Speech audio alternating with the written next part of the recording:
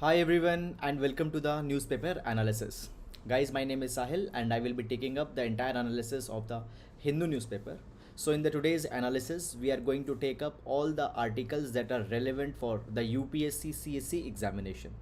First of all, guys, in last couple of days I was not able to post the video because I was traveling outstation and there were certain other engagements that were there and it was not possible to record the video. However, the PDFs were uploaded even then on our Telegram channel. I hope that you have found the PDF. Now starting up, so guys, in the today's newspaper these are the relevant articles that are there. And guys, the one thing which I will be emphasizing upon again is that, see, in the newspaper every article is not relevant for your examination. Many a times there are certain articles which are talking about the things which are not important in the horizon of exam, when if you see into the context of the examination. So keep that in your mind.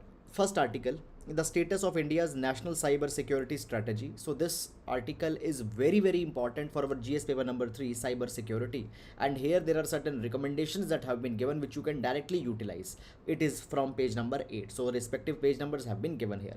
Then the second article is code for medical services. Fine, so we will be seeing that what this particular code is all about. Moreover, in this regard also we'll see the draft medical devices policy that was announced recently, and it will be important for paper number 2 under the topics related to the health.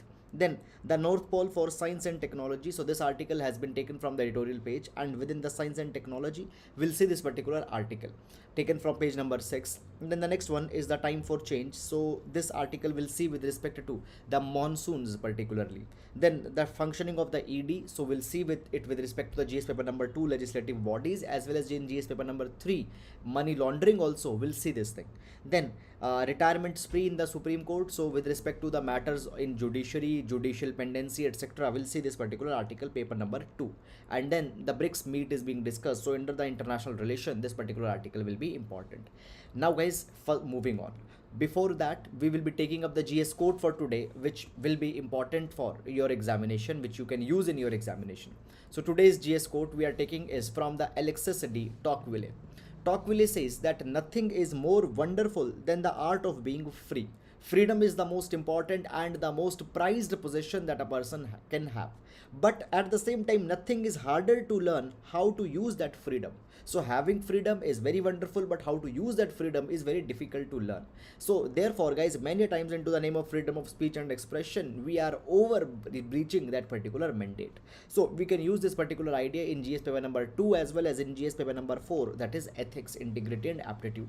So that is all about this quote. And now moving to the first article.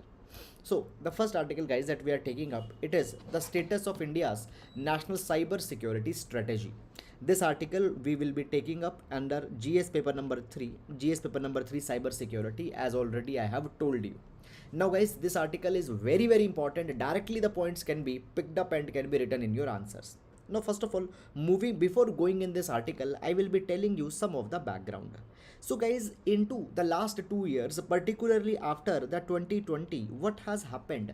There is a kind of a boom that have happened onto the online arena. The businesses have come online, the education have come online, even the diplomacy is now happening online. And safeguarding these online devices, safeguarding the online structures, safeguarding the online networks have become a very difficult thing.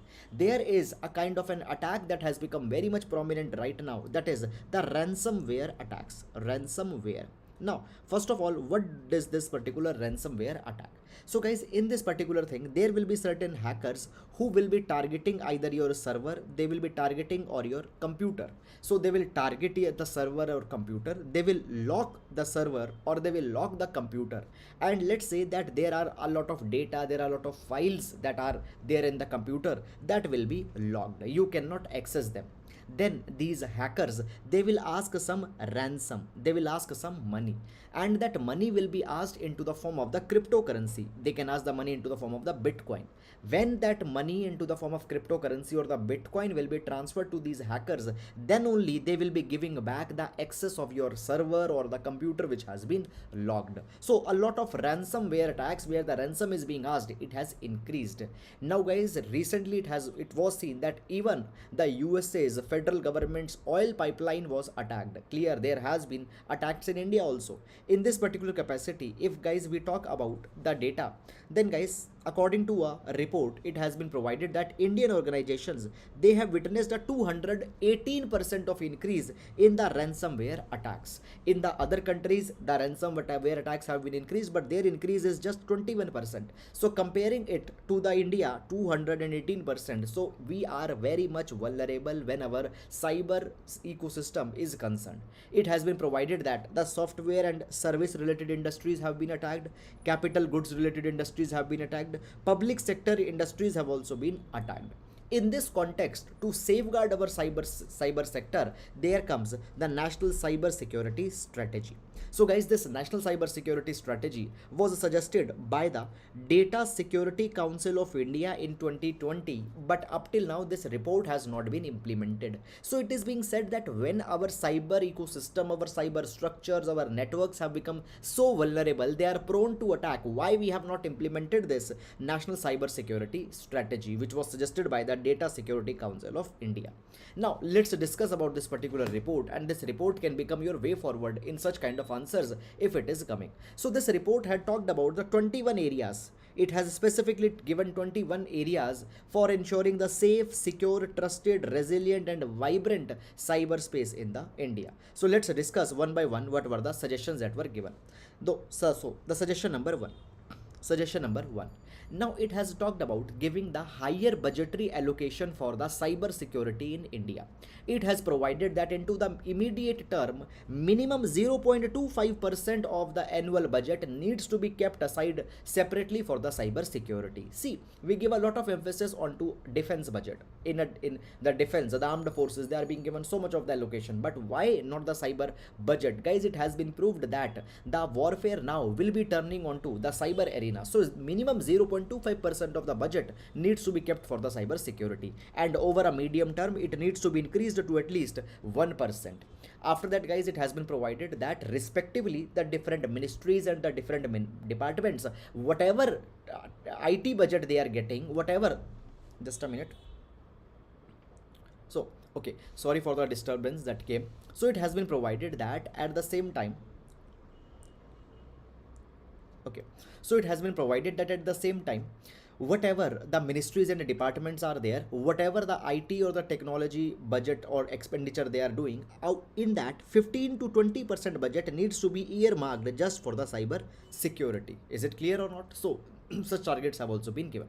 After that, there is also a provision for a central funding. So it has been provided that a specific fund at the level of center should be provided, from where the money will be given to the states so that they can build the capabilities into the cyber research.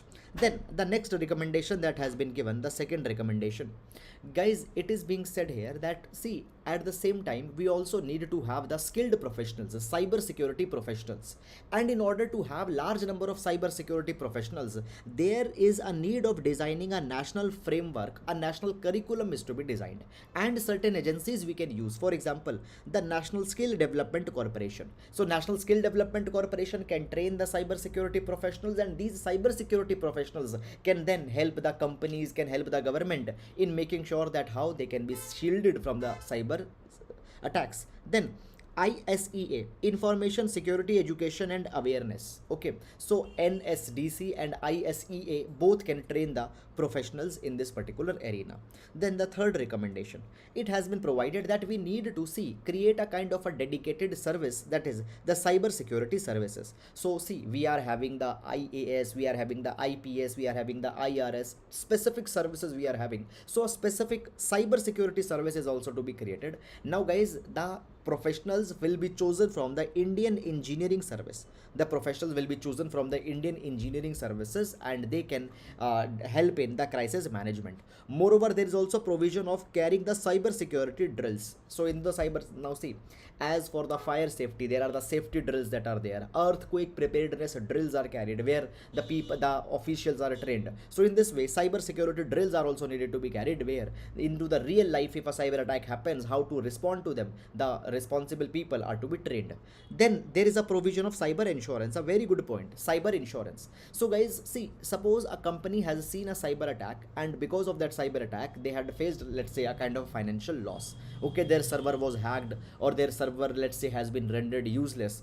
So into this particular case, a cyber insurance can also be given. So we need to design a cyber insurance product for the critical information infrastructure and such industries. Then the next was cyber diplomacy. So basically we need to engage with the like-minded countries. We need to engage with other countries, the countries which are having the prowess into the high technology, that how we can share the exchange, how we can share the information, we need to have the cyber envoys which will be dealing that how the cyber ecosystem can be safeguarded. Then next thing which has been provided is that we need to have a cyber crime investigation also. We need to have a specific wing which will be dealing with the cyber crimes, as well as a specific courts also need to be there. There needs to be exclusive courts which will be dealing with the cyber crime, so that the existing courts, they can be unburdened, and the existing enforcement agencies can also be unburdened. So a specific cyber crime investigation wing as well as a special court needs to be there. So these are some certain things that has been taken. Moreover guys, a digital evidence under section 79A of the IT Act can also should also be given more of importance. So these are the things which are given in this particular article. Guys, I hope that you have understood this entire issue, and please download this entire PDF from the Telegram channel, and these points can directly be used in your answers. Very good point. Fine. Now moving to the next article. Okay, so this particular article, guys, have been taken again from the Hindu newspaper. So the article says code for the medical devices welcomed. Now, before going in this particular article, I will be telling you some of the background information which will be important and will help you to understand this article in a better way. So guys, the background goes something like this. See, basically, when we talk about the medical devices, they have become very much important part of the healthcare industry. Fine. After coming of the COVID-19 pandemic, the importance of a medical device has become very important. See, the testing kits, they are the medical devices. Okay, the pulse oximeters, okay, and many such kind of aids. So they are the medical devices. They have become a very critical part of a health and the well-being of a country. Now guys, when we talk about the medical device industry in India, right now the medical device industry in India, it is valued at around 5.2 billion US dollars. Is it clear or not? But guys, largely the medical device industry of India, but the size of this 5.2 billion dollar is very much less. When we talk about the medical device sector, it till 2017 it was very much uncontrolled. Fine, it was unregulated, but in 2017 actually the medical devices rules were notified, and now onto the medical devices, who is the body that controls it? So right now the Central Drug Standards Control Organization, CDSCO, Central Drug Standard Control Organization, CDSCO, it controls the medical device sector right now in India. Now guys, when we talk about the medical devices, there are two things. Number one, we need to enhance the medical device industry so that we can export our medical devices, and it can help us in the export into the export competitiveness. One. Second thing guys, today when we talk about, we are importing the medical devices from the developed countries. For example, right now 80 to 90% of the medical devices, they are imported from the from the other countries, where the America, fine, plays a very important role. So in order to ensure our Atmanirbharta also, we need to develop the medical devices sector. So there is an economic reason and there is a strategic reason, and then third is that we are going to become the world's most populous country, and in that thing, having a self-sufficiency into the medical devices will be important for the healthy well-being of our country and our citizens also. So three reasons: medical, economic, and strategic. Three reasons are there that we need to have our medical vibrant medical devices industry. So guys, when we talk about this medical devices industry, into the past there are the two developments that have happened. Number one development is the draft medical device policy 2022 that was announced. Draft medical device policy 2022 that was 2022 that was announced. This is the first development, and the second development is this uniform code for medical devices, which this present article is talking about. But I will not be just talking about this present development, I will be talking about the recent developments that also have happened, so that you can understand this article in a more comprehensive manner. Clear? So first, what we are going to discuss, we are going to discuss the draft medical devices policy 2022, which aims to make our medical devices industry a vibrant one. So this particular policy had provided, number one, that we need to improve the accessibility, affordability, safety and quality of the medical devices, and we need to ensure the self sustainability and the innovation of the medical devices in India.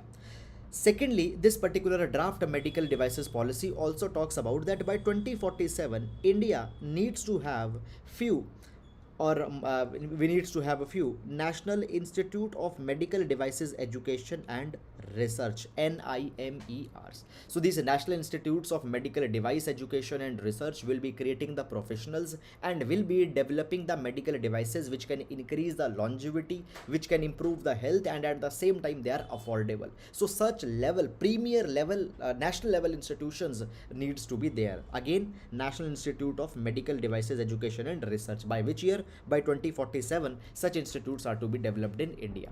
Secondly, it has been provided that India till 2047 needs to work on their medical devices in such a way that we are the originator of at least 25 high end futuristic technology into the medical technology. Okay, then after that, it has been provided that the size of medical technology in India needs to be increased to 100 to 300 billion dollar. Right now, what is the size?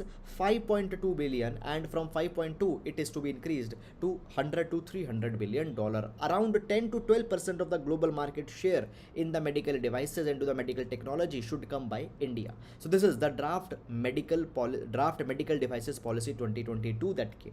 Now there is one more development that is coming in this particular direction. What is this? Now the Department of Pharmaceuticals, fine, the Department of Pharmaceuticals, it has published its uniform code for medical device marketing practices.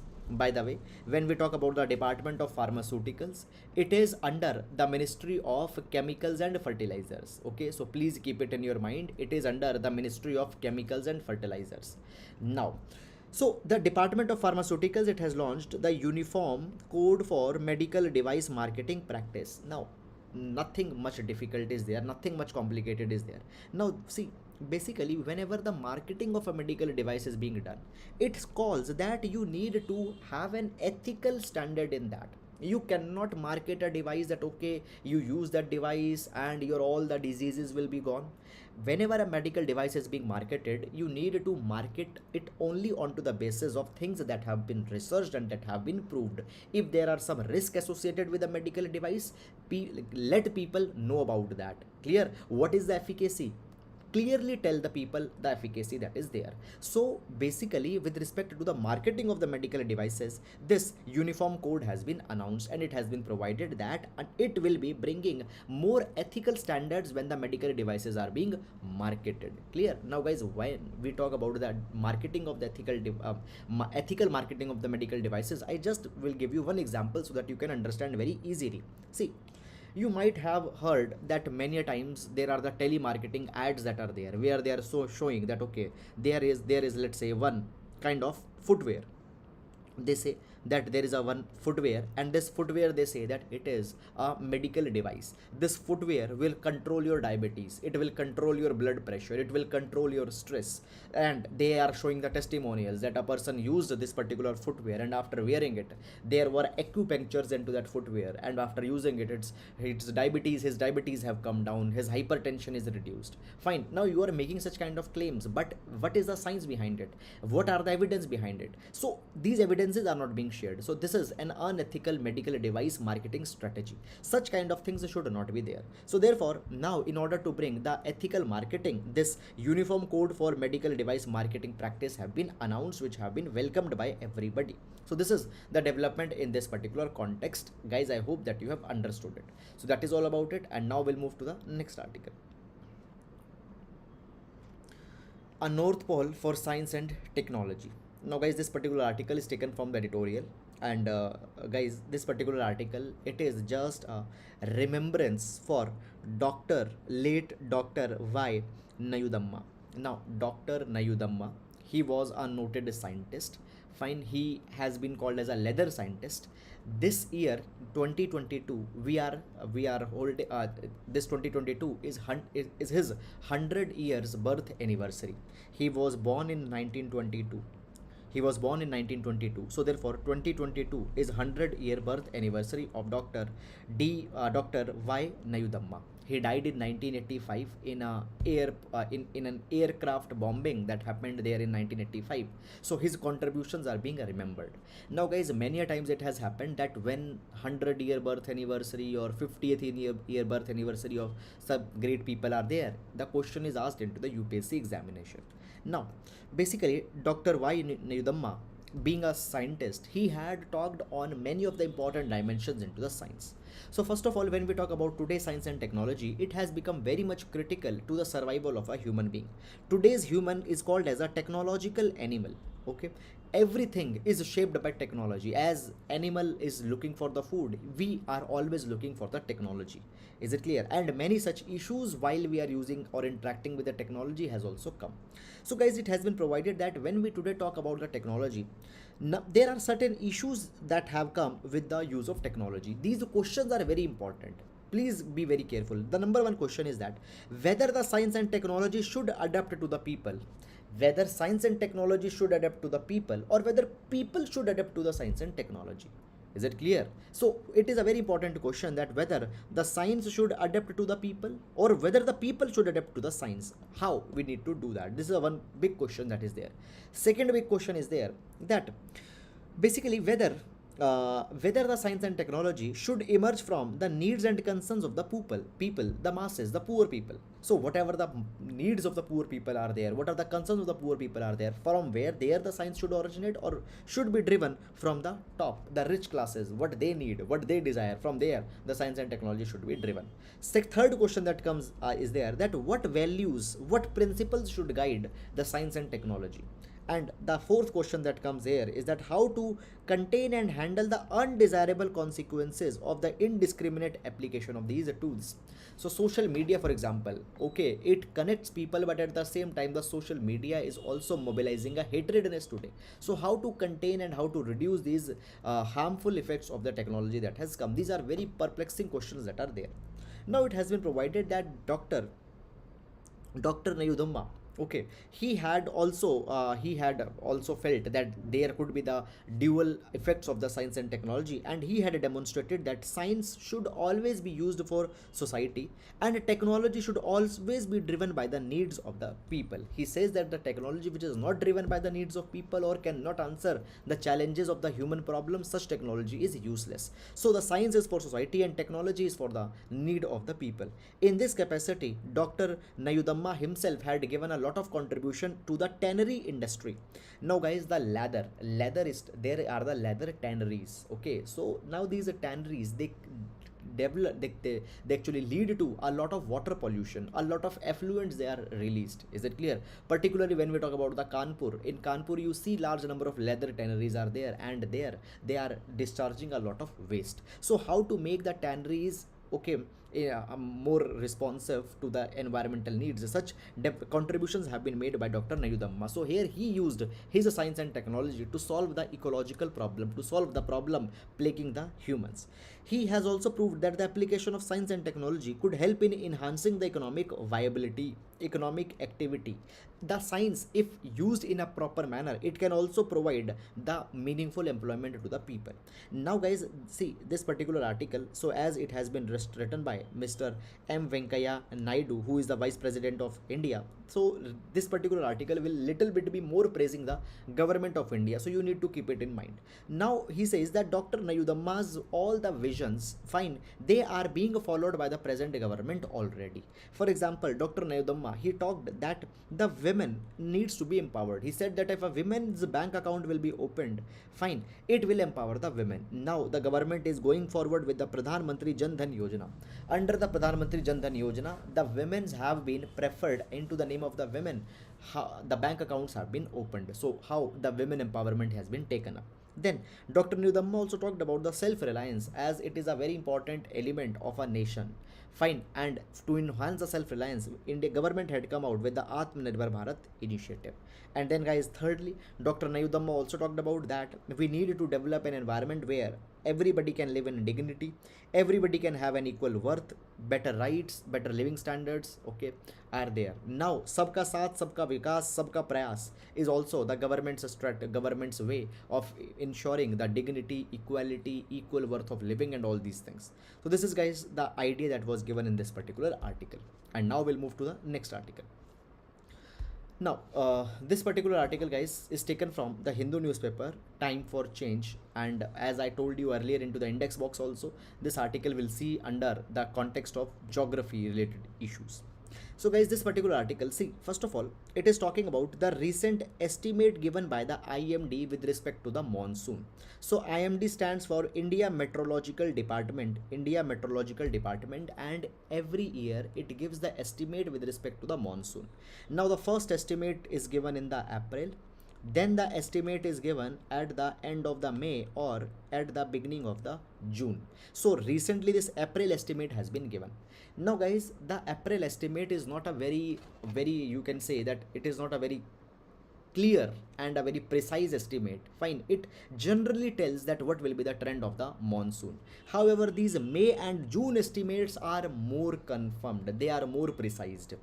Now, guys, first of all, I'll tell you a little bit about the forecasting of the monsoon. So basically, when we talk about the forecasting of the monsoon's forecasting is done onto the basis of LPA. Now, the LPA stands for long period average.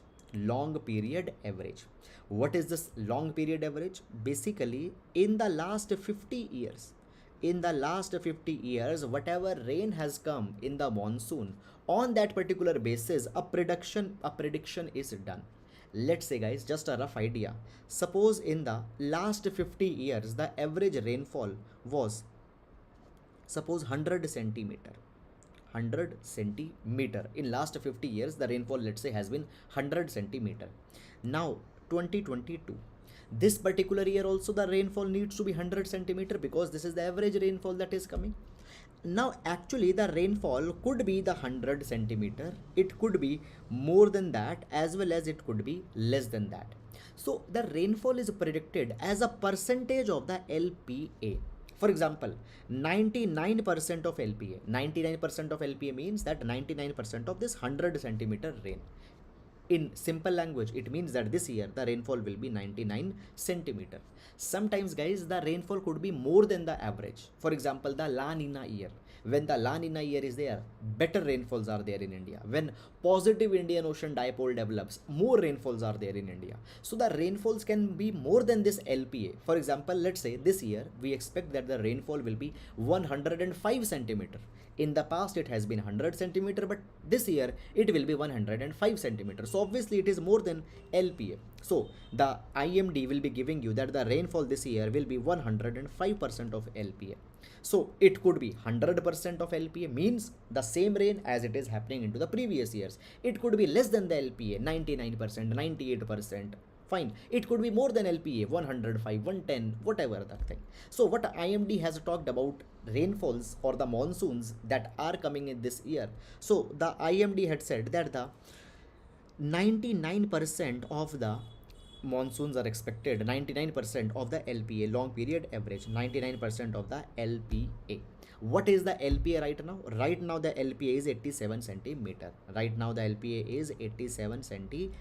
So the 87 centimeter is the normal rain that usually comes, and this year the rain will be little bit less than the 87 centimeter, around 86 centimeter. This is something which has been said. Now, why the rainfalls are normal now, why they are not very much good? Number one, basically the rainfalls are neither better nor they are bad. Number one, La Nina brings very good rains, but La Nina is not there. El Nino impacts the rains. It reduces the monsoon. Even the El Nino is not there. So right now, the La Nina is not there, El Nino is not there. So a neutrality has come. And because of that neutrality, a normal rainfall will be there. Moreover, Indian Ocean dipole, it also is neutral. If Indian Ocean dipole is positive, we get more better rain. But now Indian Ocean dipole is neutral. So therefore, the normal rains are coming. Now, guys, it has been provided that, see, I told you that we actually take the last 50 years long term period average LPA. So if we talk about the averages, guys, in 1951 to 2000, this period, the average rainfall was 89 centimeter. 1961 to 2010, the average rainfall is 88 centimeter. Now obviously we are into this particular bracket, 1971 to 2020. These are the 50 years. So now the 87 centimeter is the rain that is there, and this is the LPA, and on that particular basis 99% rain we are going to receive. Now guys, earlier these basically references were not changed very frequently. Actually till 2018, fine, where it went, okay, so till 2018 we were using the reference of 1951 to 2000, fine, 2018, but now we have updated and we take the reference of 1971 to 2020. Now one reference is one particular point, guys, here you can see is that every year the rainfalls are decreasing from 89 to 88 and then 87. The rainfalls are decreasing, but the IMD says that we don't need to worry about it because this is a natural cycle that happens. According to the IMD, it is said that as a natural cycle, 30 years there will be the less rain, or there will be a dry epoch, and this dry epoch will be followed by next 30 years of the wet epoch. So these 30 years there was the dry epoch where the rains reduced, and now for 10 years there will be neutrality, and then next 30 years will be the wet epoch. So it has been said that starting from 2030 or 2040, next 30 years will be the dry epoch in which India is going to enter. But guys, this particular article says that the IMD needs to change its methodology. IMD, fine, I told you that the April forecast is not very much precise. So why April forecast is not very much precise? IMD needs to work on to all those particular kind of things. Moreover, with respect to the rainfall, even more state of the art tools are needed to be used. So this is something which has been said. Now we'll move to the next article. Now this article, the functioning of the enforcement directorate, it has been taken from the text and the context section. Now guys, in this article much of important things are not there. You just need to see the overview of this particular article. So basically guys, the enforcement directorate is coming too much into the news into the last few days. Many of the leaders, many of the people have been raided by the enforcement directorate. So what is this enforcement directorate? So guys, when we talk about the enforcement directorate, it is a central organization under the Ministry of Finance, and it actually investigates the crimes committed under particular acts or particular laws. Presently there are certain laws, for example, the Prevention of Money Laundering Act, Fugitive Economic Offenders Act, Foreign Exchange Management Act, FEMA, PMLA, Fugitive Economic Offenders Act. If any offense have been committed under this act, then the Enforcement Directorate, ED, will be investigating that particular matter. Particularly wherever the money laundering is there, the ED comes in play. Money laundering. What is this money laundering? Let's understand this particular process also. So guys, the money laundering is a process where there are the three phases that are there. There is the placement, layering, and integration. Now what happens into the money laundering? Suppose there is a person, his name is Mr. A. Mr. A is doing some criminal activity. Let's say he is doing some drug trade, and by that drug trade he had earned a lot of money. Now obviously this money he cannot use. Obviously this money he cannot spend, he cannot put it into the bank directly. Why? Because obviously the enforcement authorities will ask that from where you got this money. So what he will do? He will, number one, will be placing this particular dirty money into the financial system. How? Obviously you cannot put this money in your bank account. You will be making small parts of this particular money. Let's say 100 crore rupees. You will be basically making thousands of the part of 10,000 rupees each, 50,000 rupees each, and you will be putting it into the different bank accounts. From there what will be done? This particular money, it will be layered. This money will be layered.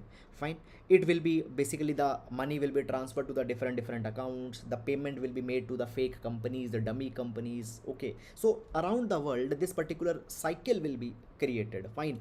From A financial institution, money will be sent to the B financial institution. From B it will again transfer to C financial institution, then again to another financial institution. So in this particular way the money will be revolved, and then guys, finally the money will be reintroduced back into the economy. Fine. The money, I will say, suppose what happens now, the Mr. A, he will again come into the picture. What Mr. A will do? Mr. A will show a kind of a fake business. Mr. A will show a kind of a fake business and will say that okay, from these businesses I am earning this particular money, okay, and he will say that okay, I had earned a lot of profit, and by that particular profit then he will be using buying the assets, he will be buying the assets, and all such kind of things will happen.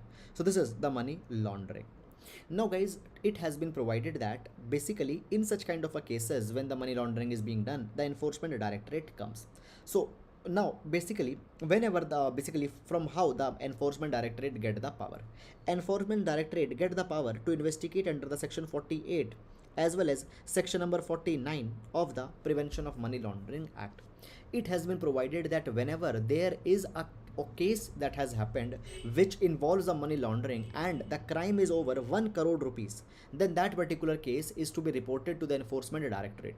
However, the enforcement directorate itself also, if it comes in contact with any kind of a case where the money laundering might have happened, they can directly ask the copy of the FIR from the police and they can directly investigate that particular case. So if 1 crore rupees more offense is there, the case could be given by the police to the ED.